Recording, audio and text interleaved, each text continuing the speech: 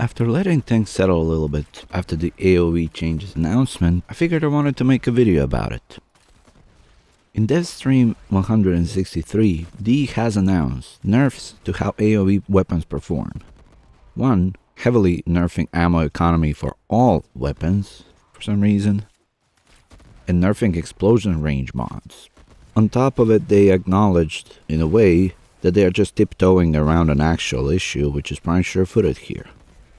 Without changes to prime sure-footed, nothing will change. AOE weapons will still be used as they are being used. People will just quick bind the ammo pad button.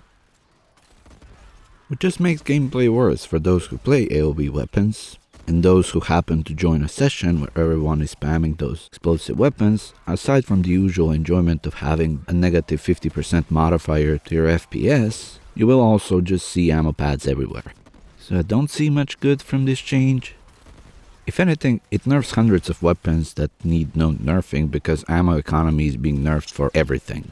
And all this because DE did not want to deal with explosive weapons the right way. It's not like it's a secret way of making explosive weapons work. After all, every military in the world uses it. That mechanic is called projectile arming distance, which is there to limit damage from accidental firing as well as random inaccurate shots. Projectile just simply cannot explode if it hits anything while unarmed. There are a handful of weapons in Wolframe that do it. Axeltra and Kuva Yanga are examples of it. Regular Corinth as well. Now, if all explosive weapons were dealt with this way, we'd never have an issue with prime sure-footed. We wouldn't have to rework the entire ammo economy to hurt hundreds of innocent weapons that are already underused to begin with. Some of them underused even because of already having ammo economy issues. Because initially, rework to remove self-damage was presented as, quote, "We don't want you to die when you accidentally hit your teammate while firing." And solution from real life, we just talked about, perfectly fixes that. And it introduces an actual gameplay to explosive weapons. The way it could be balanced is by increasing an unarmed hit damage of all explosive weapons, while introducing an arming distance for all projectiles. Even direct hits could just force impact and, let hemorrhage or internal bleeding deal with it. The mechanic is already in the game. It's not like it needs to be invented and written from the ground up. I would personally prefer a slider for each weapon to adjust the arming distance depending on which missions we play. 5 to 20 meter slider would be fine. Then with that, nerfing prime sure-footed would not be that big of a deal at all. I don't think reverting self-damage change would in any shape or form affect it, so I'm kinda neutral on that one. I still think that current punishment for shooting the floor beneath you is too low. Making ammo economy bad for everything does not sound like a good solution to it. Just introduces a hassle, especially for newer players who already struggle with ammo. It's weird to deal with it that way and punish newer players for something that's broken in the late game. It's the ultimate tiptoeing around the issue and stomping on everything except the thing that's claimed to be an issue that's being worked on.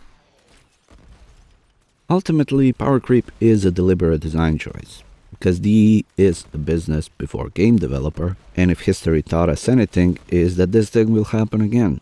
It was Maiming Strike at some point, it was Ember and Banshee force spam at some point. It is shooting the ground right now, and it will be something else that requires little to no input from the player to wipe entire maps and disrupt gameplay for everyone.